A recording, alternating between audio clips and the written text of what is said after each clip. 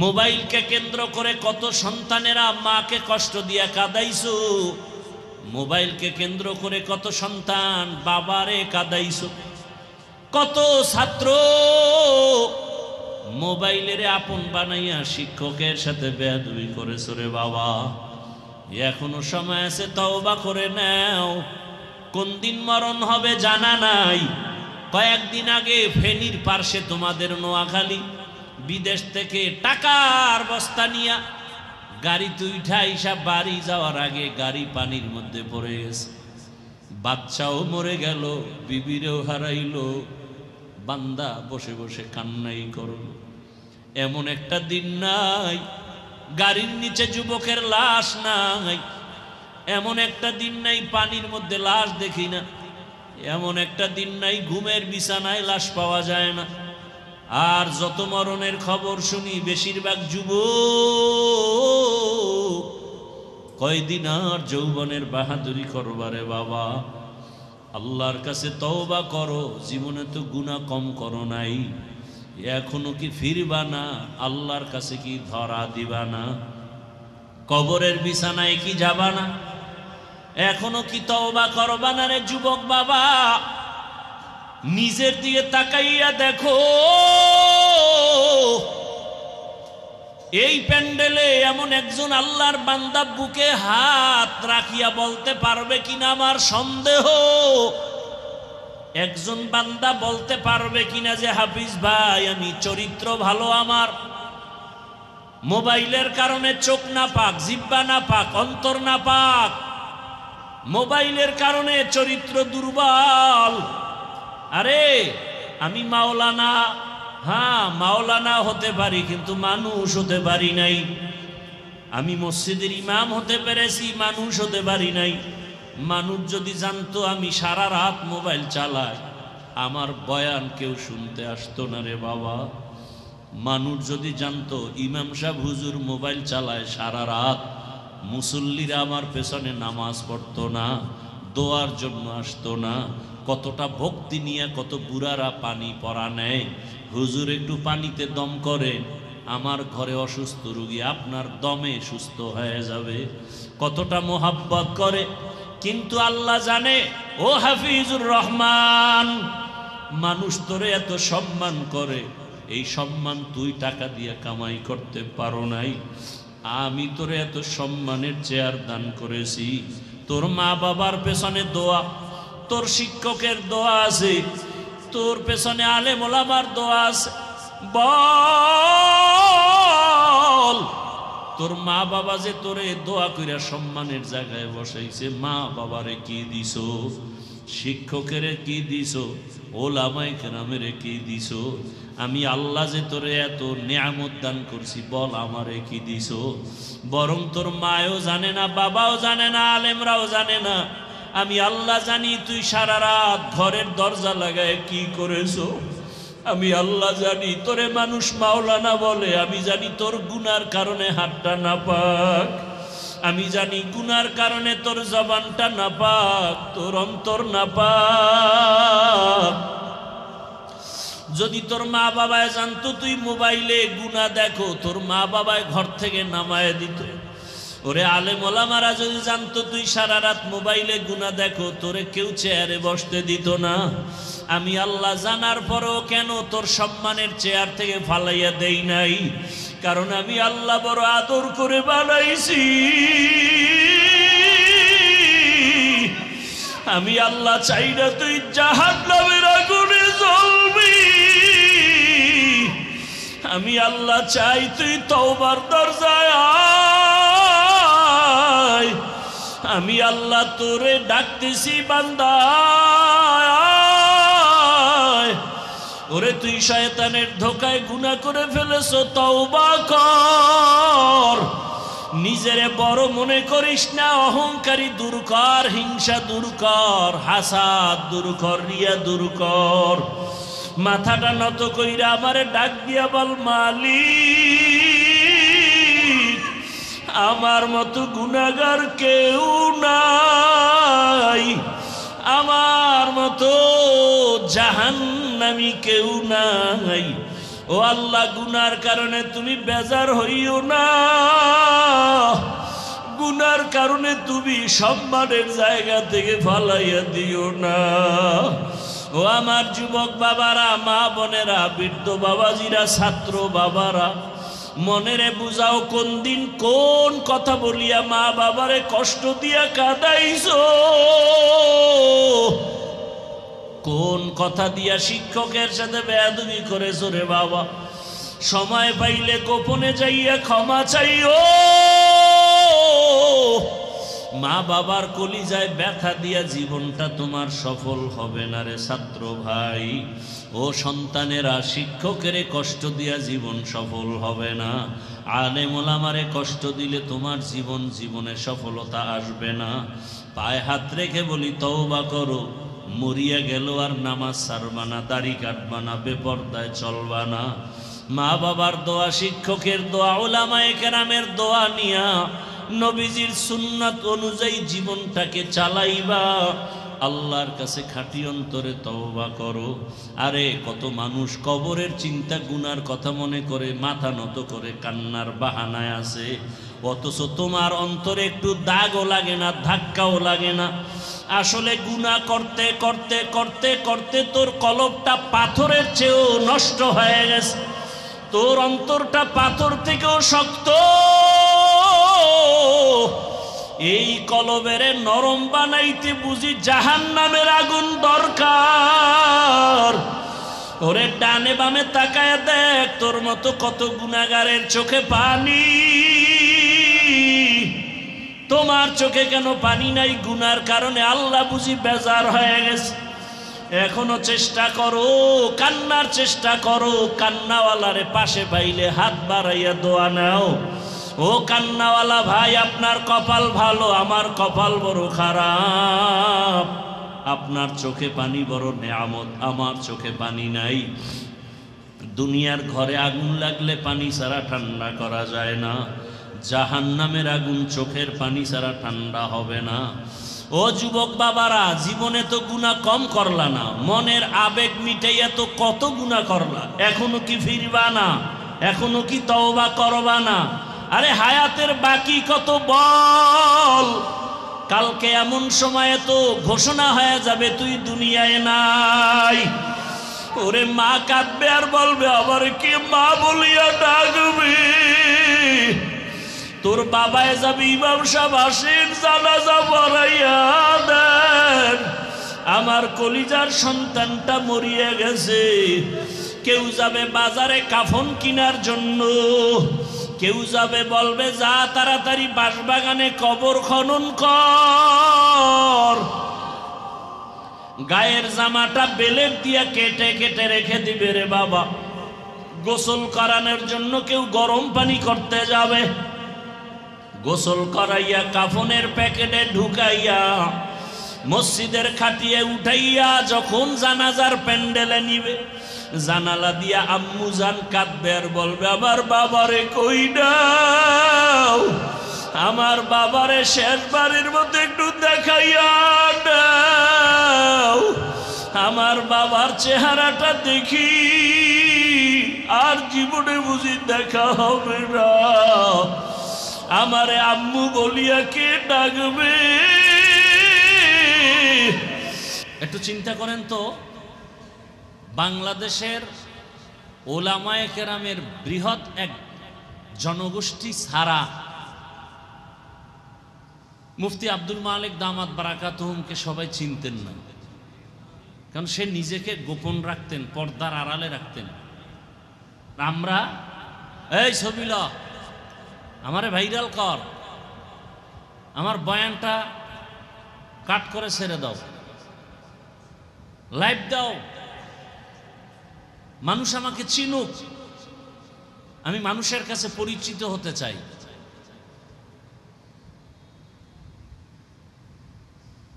আর তিনি পরিচয় গোপন রেখে এতটা পর্দার আড়ালে থাকতেন, কিন্তু মালিকের কাছে তো পরিচিত। মালিক টান দিয়ে এমন জায়গায় নিছে যেখানে ভাইরালের গোষ্ঠী 1000 বছর দৌড়াইলেও ঢুকতে পারবে না।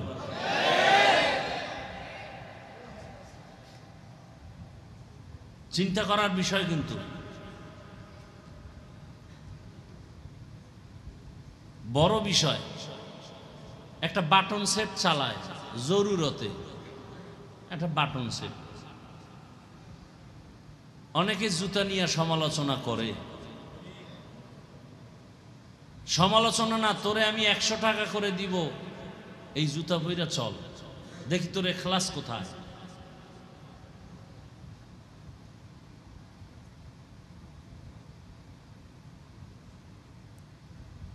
সেই ব্যক্তি সম্পর্কে আমি কালকে না কবে বলছি ঢাকায়, এই আব্দুল মালিক সাহেব এত বড় আল্লাহর প্রিয় বান্দা, সে এত বড় আলেম, মুহাদ্দিস, মুফতিদের ওস্তাদ, এ কথা যদি কেউ বিশ্বাস না করে ওর অন্তর নাপাক,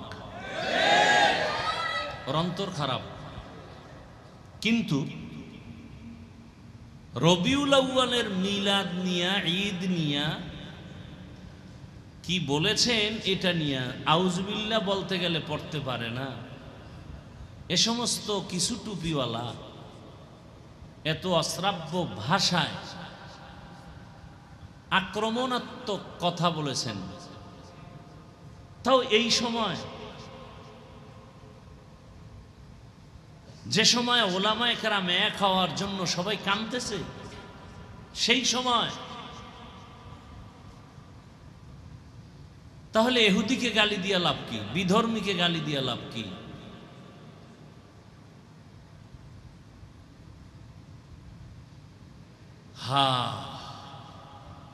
আল্লাহ সবাইকে হেদায়াত দান করুন। আমরা নিজের হাতে বিচার করতে চাই না, সকল বিচারকের বিচারপতি রবের থেকে ফয়সালা চাই, এবং তার ফয়সালা কঠিন হবে।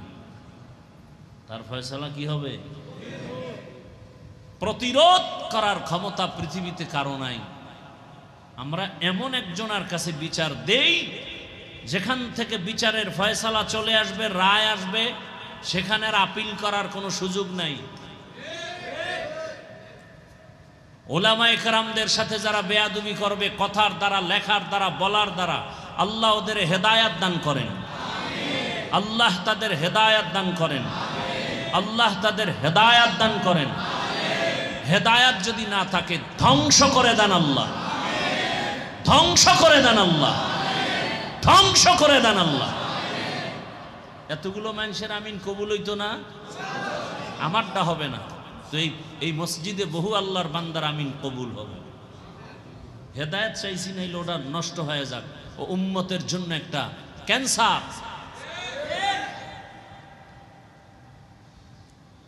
আর ভাই ভুলের ঊর্ধ্বে কি? সবার তো ভুল আছে। রসুলের হাদিস যে যত বড় হুজুর তার ভুল তত বড়ই হবে, কারণ তার পেছনে তত বড় শয়তানি ধোঁকা দেয়। তার মানে কি মাইকে তুমি বলবা, ফেসবুকে লিখবা, এটা সমাধানের পথ? এই বেয়াদবি কেন? অবশ্যই মা বাবার বরদোয়া লাগছে ওই সন্তানের কপালে। মা বাবার বরদোয়া না থাকলে সে আলেমের বিরুদ্ধে বেয়াদবিমূলক কথা বলতে পারে না।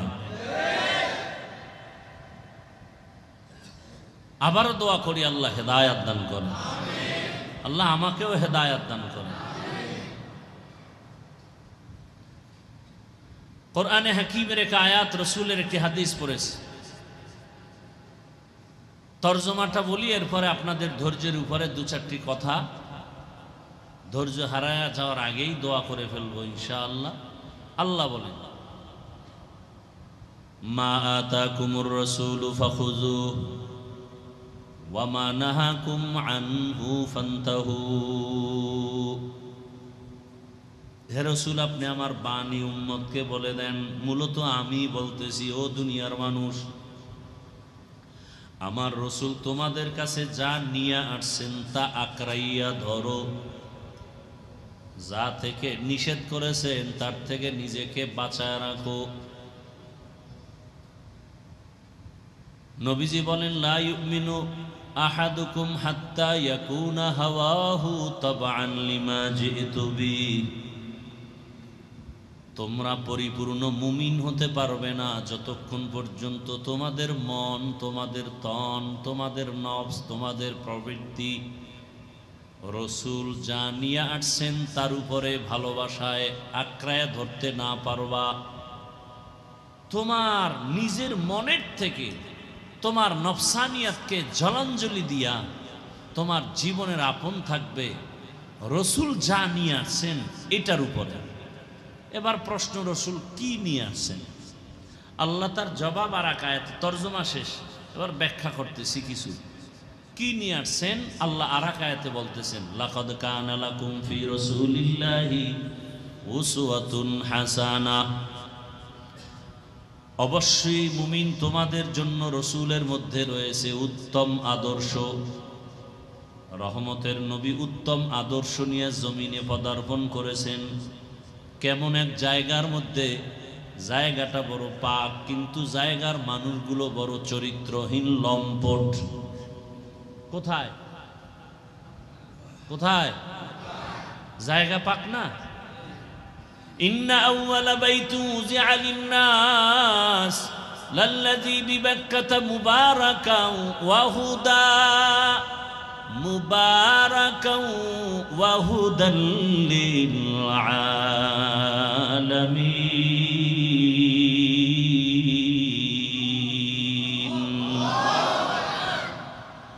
পৃথিবী নামক গ্রহ বানাইয়া প্রথম আল্লাহ একটা ঘর বানাইছেন। জমিনটা বানাবার পরে কিছুই বানান না, আল্লাহ প্রথম একটা ঘর বানাইলেন, ইবাদতের ঘর, হেদায়েতের ঘর, বাইতুল্লাহ। বসবাসের ঘর নাকি ইবাদতের ঘর? বসবাসের ঘর কেন বানান নাই? জমিনের বরযাত্রী মানুষ, আর এই মানুষ আল্লাহ জমিনে পাঠাবেন ইবাদতের জন্য, আর সে ইবাদতের ঘর আল্লাহ আগে বানায় দিলেন। আর বললেন দুনিয়া বসবাসের জায়গা না, দুনিয়ায় করবা ইবাদত, বসবাসের জন্য বানায় রাখছি জান্নাত। দুনিয়াতে ইবাদত করো, জান্নাতে বসবাস করবা। কত কি ঘুমাবো না, খানা খাবো না? কয় ইবাদত করবি, ইবাদতের মধ্যে খানা থাকলে খাবি, ইবাদতের মধ্যে ঘুম থাকলে ঘুমাও। ঘুম আসেনি? কয় রহমতের নবী ইবাদতের ধারক বাহক, তিনি ঘুমাইছেননি? কয় হ্যাঁ, তো ঘুমাও। রহমতের নবী রাতের মাঝ অংশ ঘুমাইছেন, প্রথম অংশে না, শেষ অংশে না। রহমতের নবী এসা পরে ঘুমায় যাইতেন, ভোর রাত্রি উঠে আল্লাহর দরবারে হাজিরা দিতেন। রসুলের লাইনে যদি ঘুমাও, ওই ঘুমটাও তোমার ইবাদত। রহমতের নবী বলেন, কেউ যদি এশার নামাজ পড়ে ঘুমাও, ঘুম থেকে উঠে যদি আবার ফজরের নামাজ আদায় করো, ঘুমাইয়া যেই সময়টা পার করেছো ওই সময়টাও নেকের পাল্লায় ওজন হয়ে যাবে। আতিনা ফি দারে দুনিয়া না হাসান, আতিনা ফি দারে উকবা না হাসান, ইয়া গিয়াসাল মুস্তাগীসিন ইহদিনা লিফতিখারা বিল উলুমে ওয়াল গিনা। হর গড়ি দে নেকো তু তৈয়ার হে, जो न मांगे उससे तू बेजार है। ইবাদতের মধ্যে বাজার করাও আছে, রসুল বাজারে গেছেন, বিয়া শাদিও আছে, খানা খাওয়াও, ঘুমও, বাথরুম করাও, সব আছে, তবে মনের মতো না। পয়গম্বর আদমরে জান্নাতে থাকতে দিয়ে আল্লাহ বললেন উসকুন আনতা ওয়া যাওজুকাল জান্নাহ, তুমি আর তোমার স্ত্রী হাওয়াকে নিয়ে জান্নাতে থাকো। ওয়া কুলা মিনহা রাগাদান হাইসু শি'তুমা, মনে যা চায় খাও, ঘোরাফেরা করো, আনন্দ করো, তবে সাবধান। লা তাকরাবা হাযিহি শাজারা, ওই একটা গাছে দেখায় দিলাম, ওখানের কাছেও যাইবা না। পুরা জান্নাতে ঘুরো, আনন্দ করো, ফুর্তি করো, খাও, ঘুমাও, মনে যা চায় তাই করো। নির্দিষ্ট গাছের কিনারায় যাবা না। নিষেধ কেন? ওই গাছটা কাটাওয়ালা কয় না। সমস্ত মুফাসসিরিন ইকরাম বলেন গাছটা বড় দামি, ফলটাও বড় দামি, ভিটামিন যুক্ত ফলের গাছ, খাইলে লাভ আছে। আল্লাহ নিষেধ করলেন কেন? আল্লাহ এক নবীর উপর একটা বিধান দিয়া কিয়ামত পর্যন্ত চালু করায় দিলেন। মূলত ওই গাছের ফল খাওয়া নিষেধ করি নাই, আমার বিধান চালু করেছি। তোমার মনেও চায় খাইতে, খানাও রেডি, তবে তোমার এখান থেকে বিধান শিখে নাও। আল্লাহ রাজি থাকলে খাবি, রাজি না থাকলে খেতে পারবি না। ভাত খাই হালাল, কিন্তু আমি রোজাদার, সামনে ইফতারিও রেডি, পিওর খানা, আধা ঘন্টা এখনো বাকি, পেটের মধ্যেও ক্ষুধা, খানাও সামনে হালাল, খাওয়া যাবে? খানার ভিতরে বিষ, খাওয়া যাবে না কেন? আল্লাহর বিধান, পেটেও ক্ষুধা, খানাও রেডি, খানাও পিওর। আল্লাহর বিধানে এখন নিষেধ, খাওয়া যাবে না। এই রমাজানের এই সবক 11 মাস আদায় করবি। রমাজানে যেমন ক্ষুধা লাগছে, খানাও রেডি, খাও নাই কেন? আল্লাহর বিধানে নাই। 11 মাস খানাও থাকবে, ক্ষুধাও থাকবে, খাওয়ার আগে চিন্তা করবা আল্লাহর বিধানে হালাল নাকি হারাম। হালাল হলে খাও, হারাম হলে খাইও না। বিষ হইয়া তোমার পেট নষ্ট করে ফেলবে। যেটি মদ পান করে, উল্টা পাল্টা চলে, এরা অধিকাংশ পেট নষ্ট, লিভার নষ্ট, হার্ট দুর্বল, ক্যান্সারে মরে।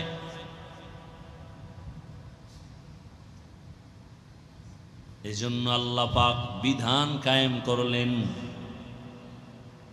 রহমতের নবীর মধ্যে উত্তম আদর্শ পাঠাইলেন আল্লাহ পবিত্র জায়গা মক্কা। যেই ঘর এত দামি, একবার যদি তাকায় দোয়া করা মাত্র সাথে সাথে কবুল।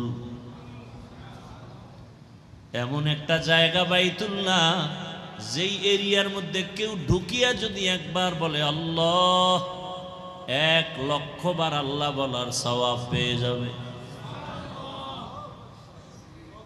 বাইতুল্লাহর এরিয়া হাজিদের তাওয়াফের শুধু এতটুকু না, জেদ্দা এয়ারপোর্ট থেকে মক্কায় রওনা হয়ে গেলে যাত্রীরা, হাজিরা রাস্তার মাঝে দেখে থাকবেন একটা বড় রেহালের মতো টানানো আছে। রেহাল এ হলো বাইতুল্লাহর সীমানা। ওখানেই রেহালের ভিতরে ঢুইকেই যদি কয় আল্লাহ, 1,00,000 বার আল্লাহ বলার সওয়াব। এত দামি ঘর। ওয়াত্তিনি ওয়াজ্জাইতুনি ওয়া তুরি সিনিন ওয়া হাযাল বালাদিল আমিন। নিরাপদ শহর মক্কা নগরীর কসম করেছেন আমার আল্লাহ। এত দামি জায়গার মানুষগুলো চরিত্রহীন, লম্পট কেন? মসজিদের দূরের মানুষগুলো আকাম টাকাম বেশি করবে, কিন্তু পাশের ঘরওয়ালারা কি ওদের মতো করবে? বলেন না কেন? কাদের মতো করবে? একটু কমায় করবে। কেন? মসজিদ, ঠিক না? অন্যান্য দেশের মানুষ দুনিয়ার অন্যায় করবে, মক্কার পাশের মানুষগুলো একটু কম করবে, কিন্তু ইতিহাস বলে পৃথিবীতে ওদের মতো লম্পট চরিত্রহীন আর কোথাও ছিল না। কারণ কি? ওরা এত খারাপ কেন? নারী আর পুরুষ উলঙ্গ একত্রিত হইয়া, নারী আর পুরুষ উলঙ্গ হালাতে বাইতুল্লাহর দেওয়ালটারে প্রদক্ষিণ করে, তাওয়াফ করে। নারী আর পুরুষ একসাথে উলঙ্গ কেন? কয় আমগো জামা কাপড় নাপাক, এই নাপাক কাপড় নিয়ে বাইতুল্লাহর পাশে যাওয়া যাবে না। অতি ভক্তি চোর। পাগড়ি বান্ধা সওয়াব না? কথা কয় না তো লঙ্গি খুললে বান্ধে লাগবেন। বাইতুল্লাহ পবিত্র এই মনে কইরা লঙ্গি টঙ্গি থুইয়া বাইতুল্লাহ যায় তওয়াফ করতে। এত বড় ইতর দেখায় ভক্তি, হইতেছে মারাত্মক অপরাধ। পাগড়ি বান্দার সুন্নত আদায় করতে গিয়া ফরজ বাদ দিলে হবে? এজন্য রসুল বলছেন সাবধান, লা তুতরুনি কামা আতারাতিন নাসারা ঈসা ইবনে মারইয়াম। এই অতিভক্তি চোরের দল, ঈসা নবীর একদল ভক্তি করতে করতে করতে করতে হঠাৎ করে কয় ঈসার যেহেতু বাবা নাই আল্লাহই বাবা। তোমরা যারা আমারে বেশি ভক্তি করো খবরদার, করতে করতে আল্লাহর সমান করিও না, কারণ আমার আল্লাহ এক। কেমন এক? সমানও আল্লাহর মতো কেউ নাই, উপরেও কেউ নাই। আছে? নিচে আছে। এই আবেগ, আল্লাহর নিচে নাই। না পারলে চুপ থাকবেন। আল্লাহর সমান কেউ নাই, উপরেও কেউ নাই। আছে কি? নিচে। আল্লাহর সমান কেউ আছে মনে করার নাম শিরিক, আল্লাহর উপরে আছে মনে করার নাম শিরিক, আল্লাহর মতো আছে মনে করার নাম শিরিক। যারা মনে করবে তাদের নাম মুশরিক। মুশরিকদের জন্য জান্নাত হারাম। ওমান ইউশরিক বিল্লাহ ফাকাদ হারামাল্লাহু আলাইহিল জান্নাহ। শিরিক যারা করবে তাদের জন্য জান্নাত হারাম। ফালা নুকিমু লাহুম ইয়াউমাল কিয়ামাতি ওয়াজনা। কিয়ামতের ময়দানে শিরিক ওয়ালাদের আমল ওজনও করা হবে না। মারাত্মক অপরাধ। নবী বলেন আমার সম্মান দিতে গিয়া ভক্তি করে আল্লাহর সাথে বেশি তুলনা দিও না, কারণ আমার আল্লাহর সাথে কোনো তুলনা নাই। আল্লাহর সাথে কোনো তুলনা আছে? আলহামদুলিমান কদ্দারা খাইরান ওয়া খাবালা, আশ-শুকরু লিমান সাওয়ারা হুসনান ওয়া জামালা, ওয়াশ-শুকরু লিমান সাওয়ারা হুসনান ওয়া জামালা। ফরদুন সামাদুন আন সিফাতিল খালকি বারিউন, রব্বুন আযালিয়ুন খালাকাল খালকা কামালা, রব্বুন আযালিয়ুন খালাকাল খালকা কামালা। লা জিদ্দা ওয়ালা নিদ্দা ওয়ালা হাদ্দা লিমাওলা, আল আনা কামা কানা ওয়ালাম ইয়ালকা যাওয়ালা, আল আনা কামা কানা ওয়ালাম ইয়ালকা যাওয়ালা। আল্লাহর মতো কেউ নাই, আল্লাহর গুণের মতো কারো গুণ নাই, আল্লাহর ক্ষমতার মতো কারো ক্ষমতা নাই। আল্লাহ যেই পাওয়ারে গায়েব জানেন ওই পাওয়ারে কেউ গায়েব জানে না পৃথিবীতে। আল্লাহ যেই ক্ষমতায় গায়েব জানেন ওই ক্ষমতায় আর কেউ গায়েব জানে না। কেউ যদি মনে করে জানে সে মুশরিক। মুশরিকের জন্য জান্নাত হারাম। আল্লাহ যেই পাওয়ারে যেই ক্ষমতায় গায়েব জানেন ওই ক্ষমতা কারো আছে? মনে করলে মুশরিক।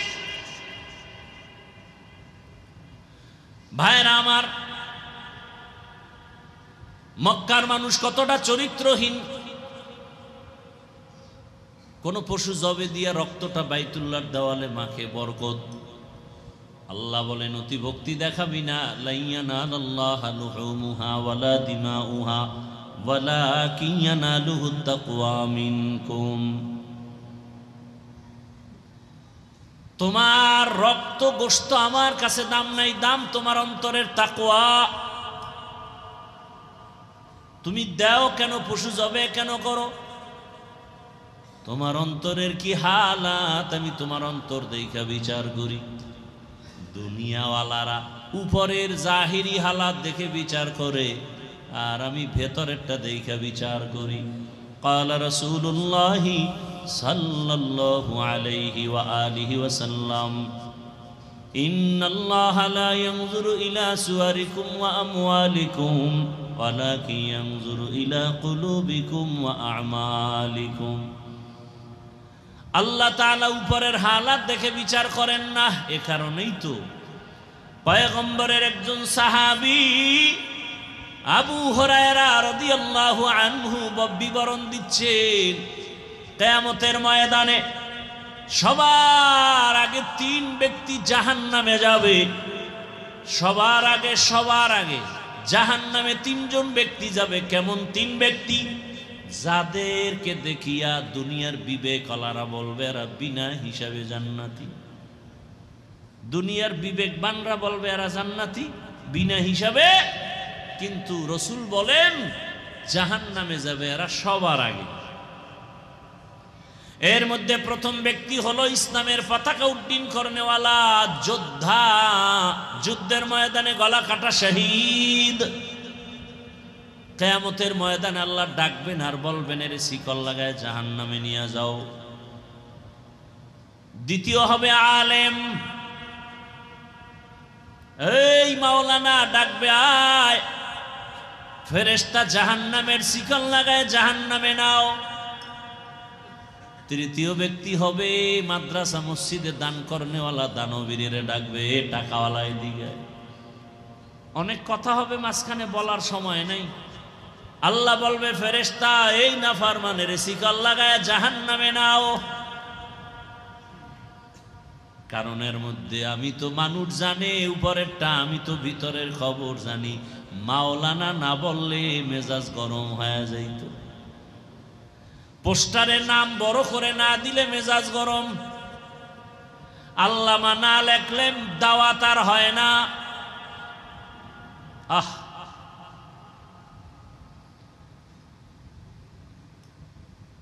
এজন্যই তো আল্লাহ বলেন ইন্না আকরামাকুম ইনদাল্লাহি আতকাকুম, আমার কাছে দামি তারা যারা তাকওয়াওয়ালা। হর কে দারত খৌফে হকদার দিল মদম জান্নাতুল মাওয়া দেহদ ওরা মাকাম। খারাপ লাগতেছে আপনাদের? এক এক ফুলের এক এক গ্রাম, এক একজন এক এক লাইনে বয়ান করে। সবাই গরম বয়ান করলে নরম বয়ান করবে কে? সবাই দুনিয়া নিয়ে টেনশন করলে আখেরাতের চিন্তা করবে কে? কবর হাসর জান্নাত জাহান্নামের বয়ান কে করবে? একজন বক্তা সাহেব টেলিফোন করে বলতেছে, হাফিজ সাহেব, অনেক আগের কথা, হাফিজুর রহমান সাহেবরে তোমরা হাদিয়াটা দিয়ে কেমন দাও? বলে না বলে হ্যাঁ অনেক। কথা হল তার ডবল আমারে দিও। জিজ্ঞাসা করলো কেন হুজুর? ওনার থেকে আমি বড় আলেম, আমার ডিগ্রি অনেক বেশি। 2 নম্বরে ওনার ওয়াজ শুনে গ্রামের মূর্খ মানুষ, আমার ওয়াজ শুনে সব আলেম ওলামা শহরের। তখন আমার মনে পড়লো মক্কার পাশের মাথাওয়ালারা কইতো যে মুহাম্মদের কাছে যাইতে মনে চায়, কিন্তু জামু কেমনে? ওর আশেপাশে সব মূর্খরা বয়ে থাকে।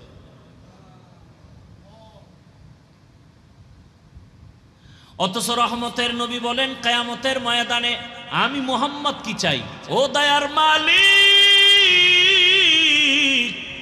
গরিবী হালাতে আমারে বাঁচাইও, গরিবী হালাতে আমারে মরণ দিও, হাসরের ময়দানে গরিবদের সাথে আমারে উঠাইও। ও গরিব, বড় লোকের 500 বছর আগে তুমি জান্নাতের মধ্যে চলে যাইবা। সাধারণ মানুষের কথা ঠান দিলে বহু আইসা যায়। মক্কার পার্শ্বে রহমতের নবী মাথাওয়ালাদের নিয়ে বয়ান করতেছেন, দিলের তামান্না যদি কালেমা পড়ে তো ইসলামের লাভ। হঠাৎ করে পেছন থেকে এক 3rd ক্লাসের ব্যক্তি, মানে আমগো ভাষায় আল্লাহর কাছে তো মর্যাদা বেশি, নরমাল এক ব্যক্তি, অন্ধ সাহাবী আব্দুল্লাহ ইবনে উম্মে মাকতুম আসছেন পিছন থেকে, হালকা আওয়াজে সালাম দিছেন। নবী তো ব্যস্ত, তাকায়া হালকা জবাব দিয়ে আবার এদিকে ফিরছেন। আব্দুল্লাহ ইবনে উম্মে মাকতুমে কোনায় গিয়া চুপচাপ বয়া রইছে। নবীর ডিস্টার্ব হবে, বেয়াদবি হবে, চুপ। আল্লাহর কাছে ভালো লাগে নাই। আল্লাহ কয় জিবরাইল যাও, আমার কাছে মাথাওয়ালার মূল্য নাই, কাবেলিয়াতের দাম নাই, কবুলিয়াতের আমার কাছে বড় দাম। আল্লাহ কয় জিবরাইল যাও, রসুলের আমার বাণী শুনায় দাও। আবাসা ওয়া তাওয়াল্লা আন জাআহুল আ'মা। ওই মাথাওয়ালার দাম নাই, নবীরে তাড়াতাড়ি বলো ওই অন্ধের দিকে ফিরা তাকাইতে, নজর দিতে। জিবরাইল আসার পরে রহমতের নবী সব বাদ দিয়ে ওদিকে ফিরলেন। এবার অন্ধরে এত মহাব্বতের নজরে নবী তাকাইছেন, যতদিন বেঁচে ছিল রসুল নিজের চাদর বিছায়া তাকে বসাইতেন। এটা কাবেলিয়াতের বাহাদুরি না, কবুলিয়াতের বাহাদুরি। মকবুল হে সাজ হে কাবিল তু বহুত হে, मकबूल है शाज है काबिल तू बहुत है, आए ना के मानिंदे तू नहीं दिल तू बहुत है, आए ना के मानिंदे तू नहीं दिल तू बहुत है। এজন্য গত জুমায় বলছিলাম সব মাথাওয়ালারা বইছে তো বড় বড় ঢাকার শহরের।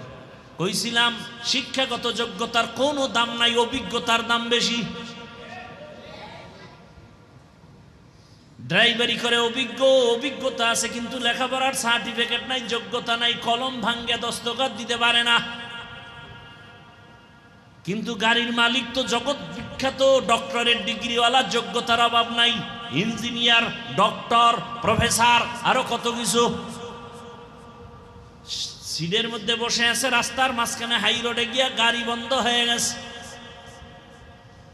মূর্খ ড্রাইভার কয় স্যার গাড়ি বন্ধ, স্টার্ট উঠে না, কি করি?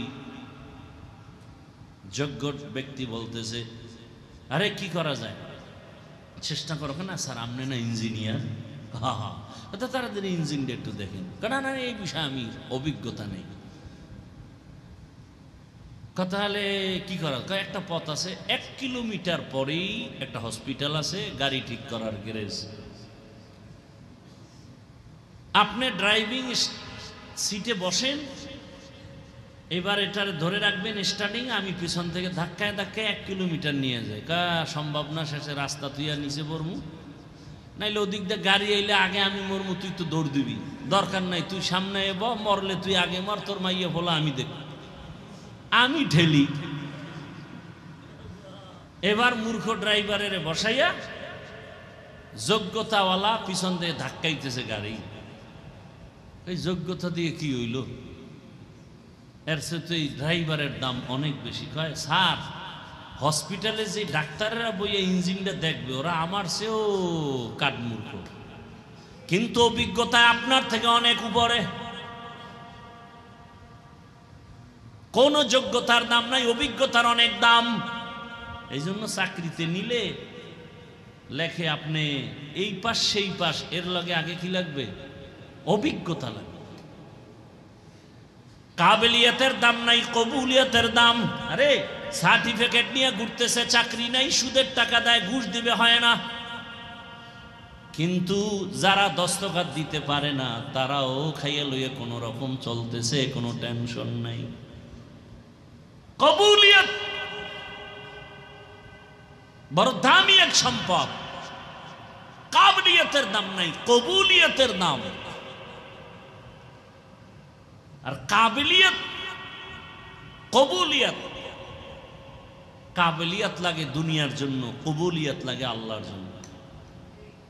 দুনিয়াওয়ালারা যোগ্যতা যাচাই করে চেয়ার দেয়, আর আমার রব চেয়ারে বসাইয়া যোগ্যতা দেয়। এই ব্যবধান। काबिलियत दादेउरा शर्त नीज बल्कि शर्त काबिलियत दादेउस। কি কথা বলতেছিলাম মনে আছে তো? মক্কার মানুষ কেন এত খারাপ, আর সেই পরিবেশে আসছে রহমতের নবী। আপনাদের এই এলাকায় যদি কোনো কয়েকজন যুবক আইসা আপনাদের আলেমদের ইমাম সাহেবরে বলে, হুজুর আমগো এলাকার এই অমুক জায়গায় 1 কিলোমিটারের মাঝখানে মদের আড্ডা চলে, জুয়ার আড্ডা চলে, বন্ধ করতে হবে। হুজুরে কি বলবে? যে এই বড় হুজুরে কইবে তোরা বা আমি একা যাই সাইজ করি, বলবে? যদিও বলে সব যুবকরা না না না না না না পরিবেশ নাই, আমনে যাইেন না, আমরা যারা মোটামুটি হালকা ইমানওয়ালা আমরা আগে যাই, যদি পরিবেশ বুঝি আপনারে নেওয়ার মতো তখন আপনি যাবেন। দুনিয়ার শ্রেষ্ঠ নিকৃষ্ট খারাপ মানুষের পরিবেশে শ্রেষ্ঠ রহমতের নবী পবিত্র নবীরে আল্লাহ পাঠালেন কেন? কেন বুঝেননি? কেন? এত বড় দামি ঘর, এর পাশের মানুষগুলো খারাপ কেন? এত বড় চরিত্রহীনের মজলিসে পবিত্র রহমতের নবী আসলেন কেন?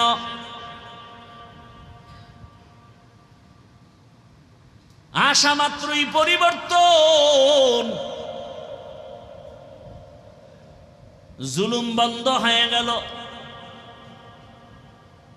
রসুলের আশা নিয়া ইতিহাসবিদদের মাঝে বহু মতভেদ আছে। রবিউল আউয়াল নাকি অন্য মাস নিয়া, তারিখ নিয়া মতভেদ। তবে আমি মূল কয়টা কথা বলে যাই, ভালো করে মনে রাখবেন, পারলে ব্যানার করে টানায় রাখবেন, পেস্টুন করবেন। একটা পেস্টুন করতে 200-300 টাকা লাগবে, করে রাখবেন, লাভ হবে। রবিউল আউয়াল আসলে রহমতের নবীর জন্মের আলোচনা হয়, তাও তারিখ মাস কমতেছে, আলোচনাও কমতেছে, দোকানের মিষ্টিও ঠান্ডা হইতেছে। অথচ রহমতের নবীর আলোচনা তো 1 মাসের জন্য না, কিয়ামত পর্যন্ত চলবে, প্রতিদিন চলবে, প্রতি রাত চলবে, প্রতি বয়ানে চলবে, কিয়ামতের ময়দানেও চলবে। রসুল আসার আগেও চলতেছে রহমতের গুণগান, নবীর গুণগান। বেঈমানের মুখেও নবীর গুণগান, মুমিনের জবানেও নবীর গুণগান, আসমানেও নবীর গুণগান, জমিনেও নবীর গুণগান, জঙ্গলের প্রাণীর মাঝেও রসুলের গুণগান, গর্তের পিপিলিকার মাঝেও রসুলের গুণগান। এমন একজন নবী আমার, শুধু রবিউল আউয়ালে আলোচনা চলে জন্ম মোবারক, আর কোনো খবর নাই। আর ব্যানার টানায় মিলাদুন নবী, তাও শুধু মিলাদুন নবী না, লেখে ঈদে মিলাদুন নবী, আবার বড় করে লেখে সকল ঈদের ঈদ, ঈদে মিলাদুন নবী। বাড়াবাড়ি করার কি দরকার? ইসলাম বাড়াবাড়ি পছন্দ করে না, ইসলাম শান্তি চায়। এগুলো নিয়ে আমি বলতে চাই না, বিতর্ক বাড়াতে চাই না, কারণ এতে হেদায়াত কম। কারণ এই বাংলাদেশে যত দ্বিমুখী ডিবেট হয়েছে, বহাস হয়েছে, তওবা করে নাই। বাতিল হে 1000 বার দুর্বল হইয়াও আমি জিতে গেলাম। এজন্যই বিতর্কিত কথা বলার দ্বারাও ফায়দা নাই, করার দ্বারাও ফায়দা নাই। তবে কয়েকটা মূল কথা আপনারা জীবন মনে রাখবেন। রবিউল আউয়ালে আমরা রসুলের শানের ব্যাপারে কয়েকটা বাক্য ব্যানারে ব্যানারে লেখা দেখতে পাই। রসুলকে যারা সম্মান করেন, এই কথাগুলোকেও সম্মান করতে হবে। রসুলের সম্মানের ব্যানারে একটা বাক্য দেখি মিলাদুন নবী, আর একটা বাক্য দেখি সিরাতুন নবী, আর একটা বাক্য লেখা দেখি দাওয়াতুন নবী, আর একটা বাক্য লেখা দেখি ওয়াফাতুন নবী। এই যে 4টা বাক্য, মিলাদুন নবী অর্থ আমাদের সুপরিচিত নবী, শ্রেষ্ঠ নবীর জন্ম মোবারক। সিরাতুন নবী অর্থ আমাদের সুপরিচিত নবী, শ্রেষ্ঠ নবীর জীবন আদর্শ। দাওয়াতুন নবী অর্থ আমাদের সুপরিচিত নবী, শ্রেষ্ঠ নবীর তাবলীগ দাওয়াত। ওয়াফাতুন নবী অর্থ আমাদের সুপরিচিত নবী, শ্রেষ্ঠ নবীর ইন্তেকাল। এই যে 4টা শব্দ বা বাক্য বললাম, এই 4টা বাক্য আমার রসুলের বেলায় ব্যবহার হয়, আর পৃথিবীর কারো বেলায় ব্যবহার করা জায়েজ নাই। মিলাদুন নবী আমার নবীর সম্মানের বাক্য, সিরাতুন নবী আমার নবীর সম্মানের বাক্য, দাওয়াতুন নবী আমার নবীর সম্মানের বাক্য, ওয়াফাতুন নবী আমার নবীর সম্মানের বাক্য। এই চারোটা শব্দকে, চারোটা বাক্যকে, রসুলকে যারা সম্মান করবে, এই রসুলের শানের এই বাক্যকেও সম্মান করতে হবে। যদি কেউ কোনো একটা বাক্যকে বাঁকা নজরে দেখে, ওর ঈমান বাঁকা, ওর আমল বাঁকা, ওর জান্নাত বাঁকা, ওর দুনিয়া বাঁকা, ওর আখেরাত বাঁকা, ওর কপাল পোড়া।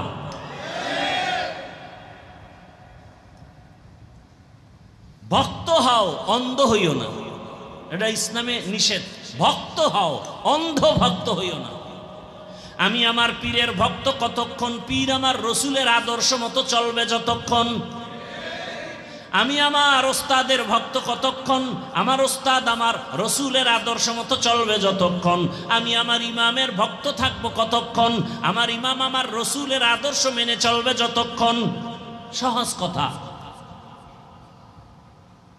এবার আসেন, রবিউল আউয়ালে শুধু মিলাদের আলোচনা হয় কেন? আউয়ালে তো আরো বড় বরকত আমরা পেয়েছি, এই আলোচনা নাই কেন? জানি না। ভালো করে মনে রাখেন, সংক্ষেপে বলে গেলাম। রবিউল আউয়ালে গোটা জাতি চারটা নিয়ামত পেয়েছে। কয়টা? এক নম্বরে বেলাদাতুন নবী, দুই হাদিয়া রবিউল আউয়ালে রিসালাতুন নবী, রবিউল আউয়ালের 3 নম্বর হাদিয়া হিজরাতুন নবী, রবিউল আউয়ালের 4 নম্বর হাদিয়া ওয়াফাতুন নবী। কয়টা হইল? 4টা হাদিয়া রবিউল আউয়ালে। বেলাদাতুন নবী, রিসালাতুন নবী, হিজরাতুন নবী, ওয়াফাতুন নবী। এই 4টা থেকে আবার 4টা আমরা হাদিয়া পেয়েছি, আরো 4টা। বেলাদাতুন নবী থেকে হাদিয়া পেয়েছি আজাদিয়াত, রিসালাতুন নবীর হাদিয়া হলো শরিয়াত, হিজরাতুন নবীর হাদিয়া হলো নুসরাত, ওয়াফাতুন নবীর হাদিয়া হলো নিজামে খেলাফত। এই 4টা হাদিয়া। আলোচনা করব না ওদিকে, শুধু মিলাদ নিয়ে আলোচনা কেন? রেসালাতের আলোচনা কই, হিজরতের আলোচনা কই, ওয়াফাতের আলোচনা কই? এখান থেকে আমরা কি পাই? সারা জীবন আলোচনা করলে শেষ হবে। অন্ধ ভক্ত হওয়ার কারণে আমাদের মাঝেই দূরত্ব। যারা একজনকে মাথার মুকুট মনে করে, অন্যজনকে বাতেল মনে করে, যদি হিংসার কারণে হয়, নফসানিয়তের কারণে হয়, তো কবিরা গুনাহ হবে। রহমতের নবী কি নিয়ে আসছেন? উত্তম আদর্শ। মক্কার নগরীতে নবী আসা মাত্রই পরিবর্তন শুরু হয়ে গেল। নবী আসছেন, এখন জুলুম চলবে না। আবু লাহাব তার দাসীকে মুক্ত করে দিল, স্বাধীন, আজাদিয়াত, মুক্ত স্বাধীনতা শুরু হয়ে গেল, জুলুম বন্ধ হয়ে গেল। নবী আসার আগে মক্কা নগরীর মধ্যে চলতেছে, কন্যা পছন্দ করে না, বিধবা নারী পছন্দ করে না। যেই বাবার ঘরে কন্যা আসে, বাবা নিজে গলা টিপে মেরে ফেলে, লজ্জায় বাজারে যায় না। নারীদের পছন্দ করে না আরবের মানুষ, বিধবাদের পছন্দ করে না আরবের ওই নষ্ট চরিত্রহীনেরা।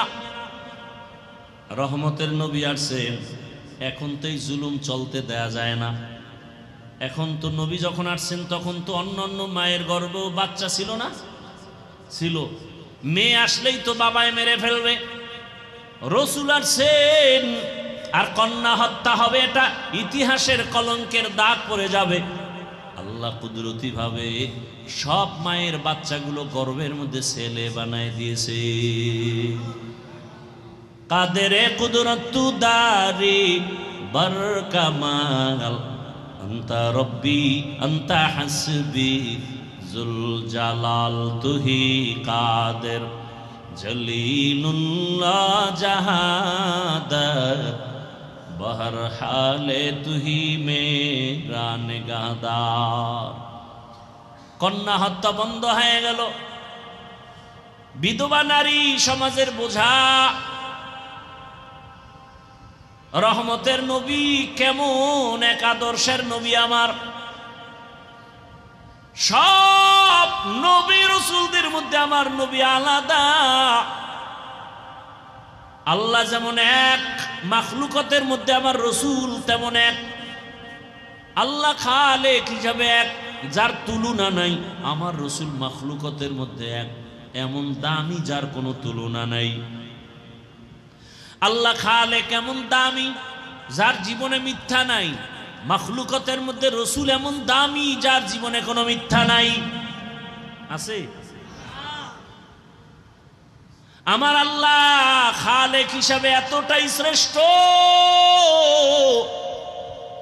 যার জীবনে গালাগালি নাই। আমার আল্লাহর গালি নাই। মাখলুকাতের মধ্যে আমার রাসূল এমন দামি, যার জীবনে একটা গালি নেই। কেমন আমার নবী!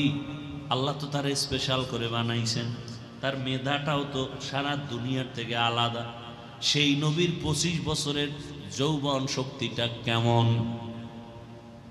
সেই সময় আল্লাহ পাকের আইন হয়ে গেল, রাসূলের ভরা যৌবন 25 বছরে বিবাহের পা রাখলেন। দুইজন স্বামী বিদায়ের পরে তৃতীয় রহমতের নবী এমন একজন বিধবা নারী, একাধিক সন্তানের মা হয়েছে আগেই। নাম কি? খাদিজাতুল কুবরা রাদিয়াল্লাহু আনহা। বয়স কত? রাসূলের 25, শ্রেষ্ঠ নবী, ভরা যৌবন, বিবাহ করলেন, বিধবা, 2 স্বামী চলে গেছে, একাধিক সন্তান হয়েছে, বয়স 40। রাসূল আল্লাহর ইশারায় বিধবা এই খাদিজাতুল কুবরাকে বিবাহ করে আরবের চরিত্রহীনদের কালিমা লিপন করে দিলেন। ইসলাম নারীর মর্যাদা দিতে পারে, আর কেউ পারে না। দুনিয়ার সব ধর্মে নারীর উপরে করেছে জুলুম, ইসলাম দিয়েছে নারীর অধিকার, আর কেউ দেয় নাই। আর আমগো দেশে মিছিল লয়ে নামে আম্মা জানেরা অধিকার আদায়ের জন্য, ইসলাম অধিকার দেয় নাই। আর এর সাথে আবার সাপোর্ট দেয় দেশের কিছু লম্পটেরা, চরিত্রহীনেরা। আল্লাহর জাতের কসম, ইসলাম ছাড়া নারীর আর অধিকার সম্মান কেউ দেয়নি, সবাই করেছে জুলুম। এরে আমার পর্দার আড়ালের আম্মা জানেরা, বোনেরা, বয়ান অনেক হয়ে গেল। রবিউল আউয়ালে রাসূল আদর্শ নিয়ে আসলেন উত্তম। আল্লাহর জাতের কসম, ফেনীর মুসলমানেরা ব্যানার টানায়া লাগাও, বাজারে বাজারে লাগাও, 500 টাকা করে ব্যয় করে লাগাও, পুরা ফেনীটারে ব্যানার দিয়া টানাও, পেস্টুন লাগাও, আর বলো দুনিয়ার সকলের আদর্শগুলো নাপাক, একমাত্র মদিনাওয়ালা রাসূলের আদর্শই হলো পাক।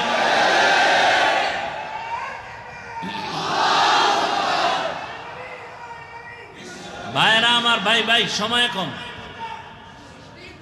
এরে নবীর উম্মত, কি থাকবে ব্যানারে? এই 500 টাকা খরচ করে 3-4টে ব্যানার করে টানাবা। ব্যানারে কি থাকবে? দুনিয়ার সকলের আদর্শ নাপাক, একমাত্র মদিনাওয়ালা রাসূলের আদর্শই পাক। এই কথার সাথে আরো কথা মনে রাখো। আল্লাহর কসম একবার, আল্লাহর কসম 2 বার, আল্লাহর কসম 3 বার, 1000 বার, কোটি বার, যতক্ষণ পর্যন্ত রাসূলের আদর্শ জমিনে কায়েম না হবে, ততদিন পর্যন্ত জমিনের মানুষ শান্তি পাবে না, পাবে না, পাবে না।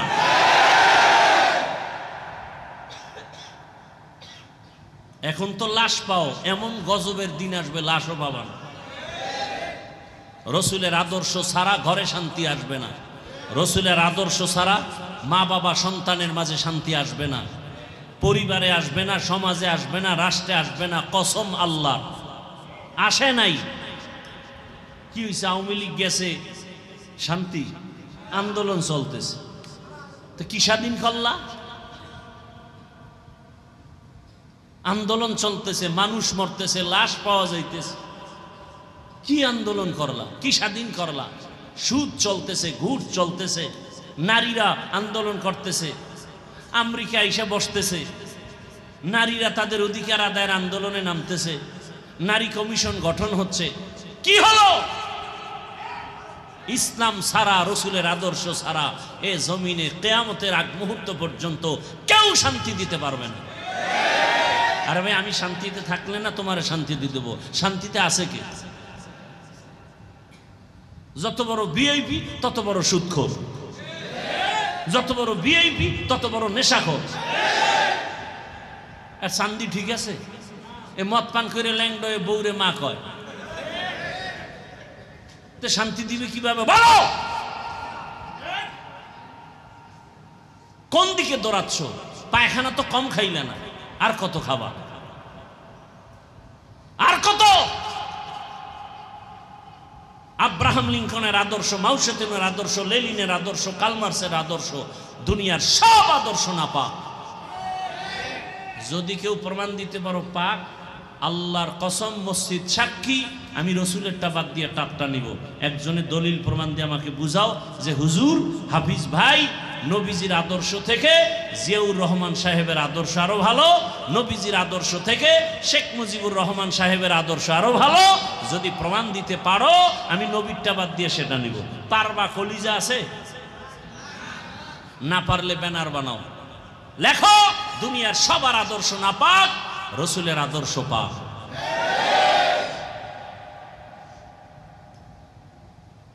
তুমি ইসলামটারে এত কঠিন মনে করো কেন? আমি সহজ বানাইতে চাই।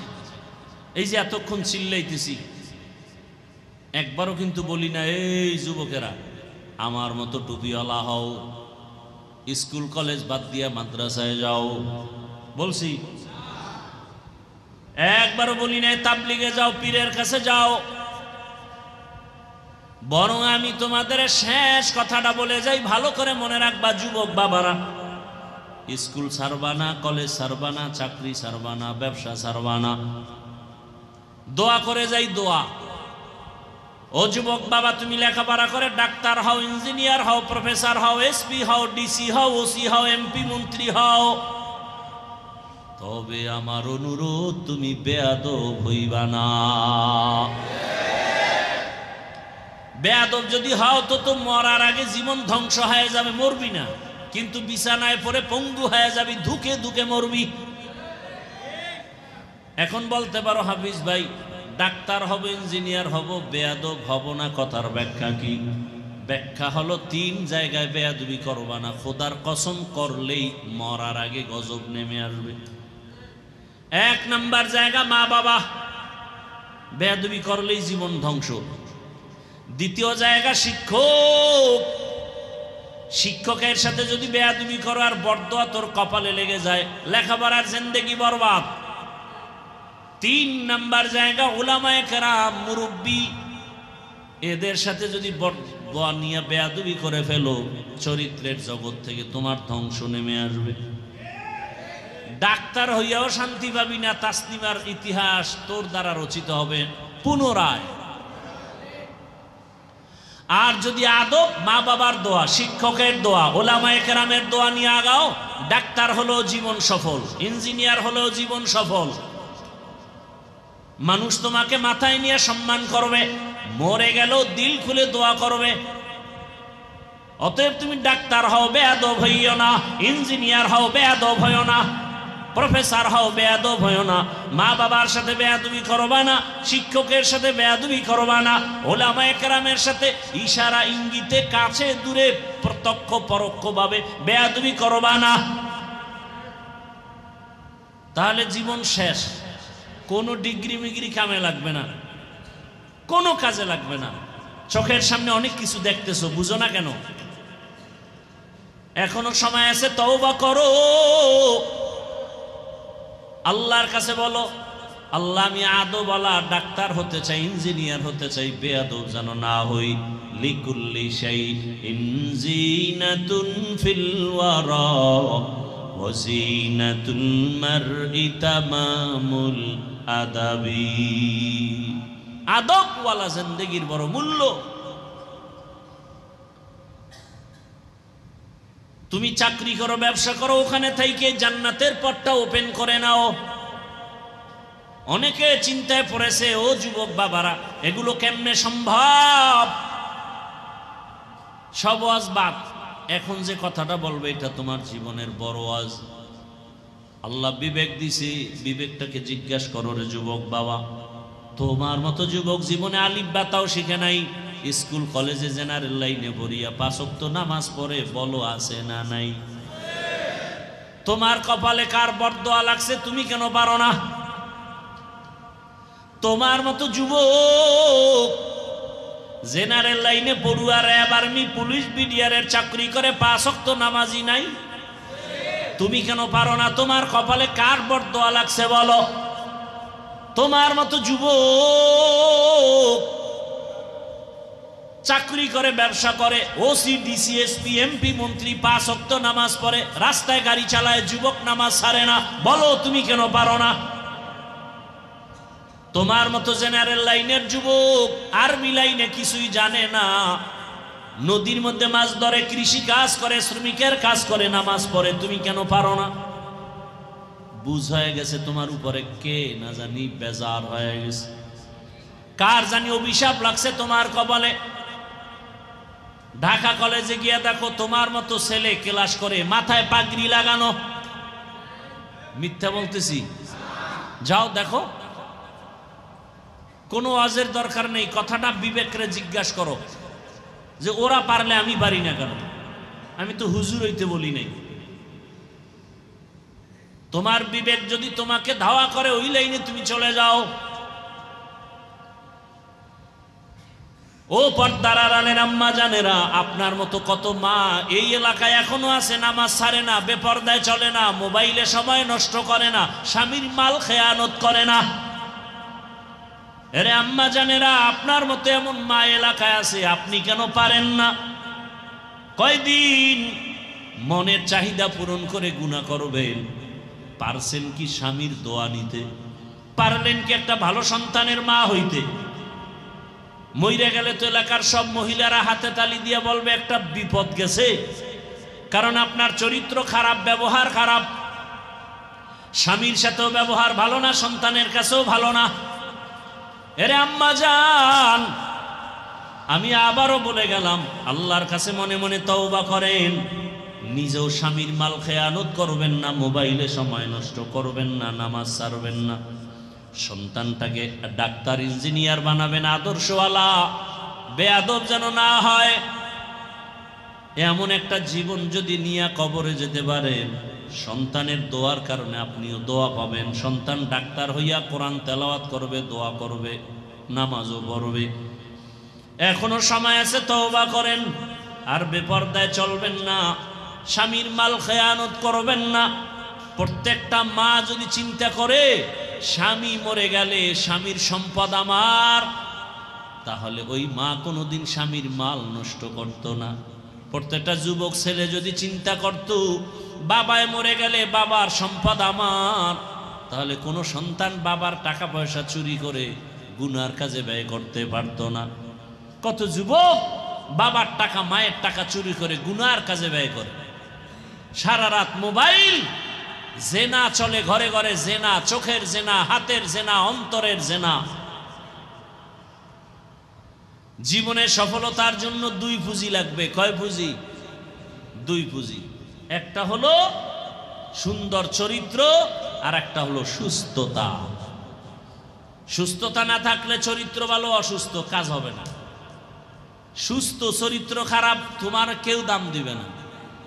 আর এই সুস্থতাও সুস্থতা ঠিক রাখার জন্য পৃথিবীতে একমাত্র ফ্রি মহা এক ঔষধের নাম রাতের ঘুম। আর সেই রাতের ঘুম নষ্ট করেছো মোবাইলে গুনাহ করার দ্বারা। তোমার চোখের পাওয়ার, হার্ট দুর্বল, খবর নাই, মাথা ব্যথা বেড়ে যাচ্ছে, খবর নাই। এখনো সময় আছে, তওবা করো। আর নামাজ ছাড়বা না, বেপরদায় চলবা না, মা বাবার সাথে বেয়াদবি করবা না, শিক্ষকের দোয়া নিয়া, ওলামায়ে কেরামের পরামর্শ দোয়া নিয়া, নবীজির আদর্শ মেনে চলবা। নিয়ত যদি খাঁটি ভাবে তওবা করতে পারো, আল্লাহ জীবনের সব গুনাহ মাফ করে দিবেন। জীবনে তো মনের আশা ফুরাইয়া গুনাহ কম করলা না। কত মনে চাইছে গান শুনবা শুনছো, দাড়ি কাটবা কেটেছো, নামাজ ছাড়বা ছেড়ে দিয়েছো, সারা রাত মোবাইল চালাইবা চালাইছো, মা বাধা দিছে মাকে গালি দিয়েছো, বাবা বাধা দিছে বাবাকে গালি দিয়েছো। মোবাইলকে কেন্দ্র করে কত সন্তানেরা মাকে কষ্ট দিয়া কাঁদাইছো, মোবাইলকে কেন্দ্র করে কত সন্তান বাবারে কাঁদাইছো। কত ছাত্র মোবাইলের আপন বানাইয়া শিক্ষকের সাথে বেয়াদবি করেছো রে বাবা। এখনো সময় আছে, তওবা করে নাও। কোন দিন মরণ হবে জানা নাই। কয়েকদিন আগে ফেনীর পার্শ্বে তোমাদের নোয়াখালী বিদেশ থেকে টাকার বস্তা নিয়া গাড়িতে উঠা ইসা বাড়ি যাওয়ার আগে গাড়ি পানির মধ্যে পড়ে গেছে। বাচ্চাও মরে গেল, বিবিরেও হারাইলো, বান্দা বসে বসে কান্নাই করলো। এমন একটা দিন নাই গাড়ির নিচে যুবকের লাশ নাই, এমন একটা দিন নাই পানির মধ্যে লাশ দেখি না, এমন একটা দিন নাই ঘুমের বিছানায় লাশ পাওয়া যায় না। আর যত মরণের খবর শুনি বেশিরভাগ যুবক। কয়দিন আর যৌবনের বাহাদুরি করবারে বাবা। আল্লাহর কাছে তওবা করো। জীবনে তো গুনাহ কম করো নাই, এখনো কি ফিরবা না? আল্লাহর কাছে কি ধরা দিবা না? কবরের বিছানায় কি যাবা না? এখনো কি তওবা করবা না রে যুবক বাবা? নিজের দিকে তাকাইয়া দেখো, এই প্যান্ডেলে এমন একজন আল্লাহর বান্দা বুকে হাত রাখিয়া বলতে পারবে কিনা আমার সন্দেহ। একজন বান্দা বলতে পারবে কিনা যে হাফিজ ভাই আমি চরিত্র ভালো, আমার মোবাইলের কারণে চোখ না পাক, জিহ্বা না পাক, অন্তর না পাক, মোবাইলের কারণে চরিত্র দুর্বল। আরে আমি মাওলানা, হ্যাঁ মাওলানা হতে পারি কিন্তু মানুষ হতে পারি নাই। আমি মসজিদের ইমাম হতে পেরেছি, মানুষ হতে পারি নাই। মানুষ যদি জানতো আমি সারা রাত মোবাইল চালাই, আমার বয়ান কেউ শুনতে আসতো না রে বাবা। মানুষ যদি জানতো ইমাম সাহেব হুজুর মোবাইল চালায় সারা রাত, মুসল্লিরা আমার পেছনে নামাজ পড়তো না, দোয়ার জন্য আসতো না। কতটা ভক্তি নিয়ে কত বুড়ারা পানি পরা নেয়। হুজুর একটু পানিতে দম করে, আমার ঘরে অসুস্থ রোগী আপনার দমে সুস্থ হয়ে যাবে। কতটা মোহাব্বত করে। কিন্তু আল্লাহ জানে, ও হাফিজুর রহমান, মানুষ তোরে এত সম্মান করে, এই সম্মান তুই টাকা দিয়ে কামাই করতে পারো নাই। আমি তোরে এত সম্মানের চেয়ার দান করেছি। তোর মা বাবার পেছনে দোয়া, তোর শিক্ষকের দোয়া আছে, তোর পেছনে আলেম ওলামার দোয়া আছে। বল, তোর মা বাবা যে তোরে দোয়া কইরা সম্মানের জায়গায় বসাইছে, মা বাবারে কি দিছো? শিক্ষকের কি দিছো? ওলামায়ে কেরামের কি দিছো? আমি আল্লাহ যে তোরে এত নিয়ামত দান করছি, বল আমারে কি দিছো? বরং তোর মায়ও জানে না, বাবাও জানে না, আলেমরাও জানে না, আমি আল্লাহ জানি তুই সারা রাত ঘরের দরজা লাগায় কি করেছো। আমি আল্লাহ জানি তোরে মানুষ মাওলানা বলে, আমি জানি তোর গুনার কারণে হাতটা না পাক, আমি জানি গুনার কারণে তোর জবানটা না পাক, তোর অন্তর না পাক। যদি তোর মা বাবায় জানতো তুই মোবাইলে গুনাহ দেখো, তোর মা বাবায় ঘর থেকে নামায় দিত। ওরে আলেম ওলামারা যদি জানতো তুই সারা রাত মোবাইলে গুনাহ দেখো, তোরে কেউ চেয়ারে বসতে দিত না। আমি আল্লাহ জানার পরও কেন তোর সম্মানের চেয়ার থেকে ফালাইয়া দেই নাই? কারণ আমি আল্লাহ বড় আদর করে বানাইছি। আমি আল্লাহ চাই না তুই জাহান্নামের আগুনে জ্বলবি। আমি আল্লাহ চাই তুই তওবার দরজায় আয়। আমি আল্লাহ তোরে ডাকতেছি বান্দা, ওরে তুই শয়তানের ধোকায় গুনাহ করে ফেলেছো, তওবা কর। নিজেরে বড় মনে করিস না, অহংকারী দূর কর, হিংসা দূর কর, হাসাদ দূর কর, রিয়া দূর কর। মাথাটা নত কইরা আমারে ডাক দিয়া বল, মালিক আমার মতো গুনাহগার কেউ নাই, আমার মতো জাহান্নামী কেউ নাই। ও আল্লাহ, গুনার কারণে তুমি বেজার হইও না, গুনার কারণে তুমি সম্মানের জায়গা থেকে ফালাইয়া দিও না। ও আমার যুবক বাবারা, মা বোনেরা, বৃদ্ধ বাবাজিরা, ছাত্র বাবারা, মনেরে বুঝাও কোন দিন কোন কথা বলিয়া মা বাবারে কষ্ট দিয়া কাঁদাইছো, কোন কথা দিয়া শিক্ষকের সাথে বেয়াদবি করেছো রে বাবা। সময় পাইলে গোপনে যাইয়া ক্ষমা চাইও। মা বাবার কলিজায় ব্যথা দিয়া জীবনটা তোমার সফল হবে না রে ছাত্র ভাই। ও সন্তানেরা, শিক্ষকের কষ্ট দিয়া জীবন সফল হবে না, আলেম ওলামারে কষ্ট দিলে তোমার জীবনে সফলতা আসবে না। পায়ে হাত রেখে বলি, তওবা করো, মরিয়া গেল আর নামাজ ছাড়বা না, দাড়ি কাটবা না, বেপরদায় চলবা না। মা বাবার দোয়া, শিক্ষকের দোয়া, উলামায়ে কেরামের দোয়া নিয়া নবীজির সুন্নাত অনুযায়ী জীবনটাকে চালাইবা। আল্লাহর কাছে খাঁটি অন্তরে তওবা করো। আরে কত মানুষ কবরের চিন্তা, গুনার কথা মনে করে মাথা নত করে কান্নার বাহানায় আছে, অথচ তোমার অন্তরে একটু দাগও লাগে না, ধাক্কাও লাগে না। আসলে গুনাহ করতে করতে করতে করতে তোর কলবটা পাথরের চেয়েও নষ্ট হয়ে গেছে, তোর অন্তরটা পাথর থেকেও শক্ত। এই কলবের নরম বানাইতে বুঝি জাহান্নামের আগুন দরকার। ওরে ডানে বামে তাকায় দেখ, তোর মতো কত গুনাহগারের চোখে পানি। তোমার চোখে কেন পানি নাই? গুনার কারণে আল্লাহ বুঝি বেজার হয়ে গেছে।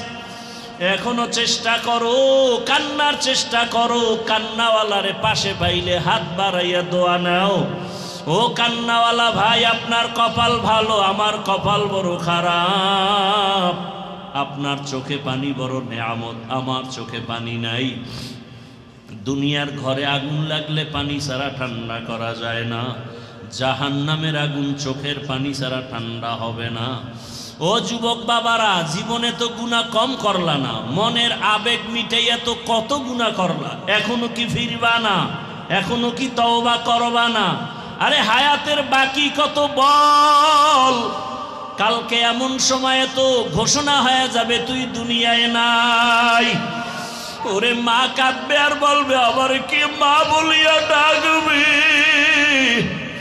তোর বাবায় যাবে, ইমাম সাহেব আসেন, জানাজা পড়াইয়া দেন। আমার কলিজার সন্তানটা মরিয়া গেছে। কেউ যাবে বাজারে কাফন কেনার জন্য, কেউ যাবে বলবে যা তাড়াতাড়ি বাঁশবাগানে কবর খনন কর। গায়ের জামাটা বেলেট দিয়া কেটে কেটে রেখে দিবে রে বাবা। গোসল করানোর জন্য কেউ গরম পানি করতে যাবে, গোসল করাইয়া কাফনের প্যাকেটে ঢুকাইয়া মসজিদের খাটিয়ে উঠাইয়া যখন জানাজার প্যান্ডেলে নিবে, জানালা দিয়া আম্মু জান কাঁদবে আর বলবে, আমার বাবারে কই দাও, আমার বাবারে শেষবারের মতো একটু দেখাইয়া দাও, আমার বাবার চেহারাটা দেখি, আর জীবনে বুঝি দেখা হবে না। আমারে আম্মু বলিয়া কে ডাকবে?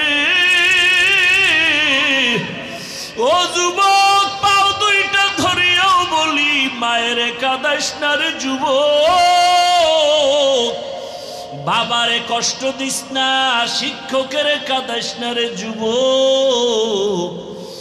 তওবা করো, চোখের পানি সারিয়া তওবা করো, আর জীবনটা গেল গুনাহ করবা না। মোবাইলের দ্বারা ও আল্লাহ আমাদের খালি ফিরাইয়া দিয়েন না, তওবাওয়ালা জীবন দান করেন, তওবার উপরে মজবুত হইয়া চলার মতো ব্যবস্থা করেন। আমিন। আলহামদুলিল্লাহি রাব্বিল আলামিন والصلاة والسلام على سيد الأنبياء والمرسلين وعلى آله وأصحابه أجمعين আল্লাহর মোহাব্বতে ডাকো ইয়া আরহামার রাহিমিন ইয়া আরহামার রাহিমিন ইয়া আরহামার রাহিমিন রব্বিরহামহুমা কামা রাব্বায়ানি সগীরা রব্বিরহামহুমা কামা রাব্বায়ানি সগীরা আল্লাহুম্মা ইন্নাকা আফুউন কারীম তুহিব্বুল আফওয়া ফা'ফু আন্না আল্লাহুম্মা ইন্না নাসআলুকা রিযাকা ওয়াল জান্নাহ ওয়া নাউযু বিকা মিন সাখাতিকা ওয়ান নার আল্লাহুম্মা আরহামনি বিতারকিল মাআসি اللهم ارحمني بترك المعاصي اللهم ارحمني بترك المعاصي يا حي يا حليم يا عزيز يا كريم بحق إياك نعبد وإياك نستعين اللهم إنا نسألك بأن لك الحمد لا إله إلا أنت المنان يا بديع السماوات والأرض يا ذا الجلال والإكرام يا حي يا قيوم اللهم إنا نسألك علما نافعا ورزقا واسعا وشفاء من كل داء اللهم إنا نعوذ بك من البرص والجنون والجذام وسيء الأسقام اللهم اجعلني من المستجابين للدعوات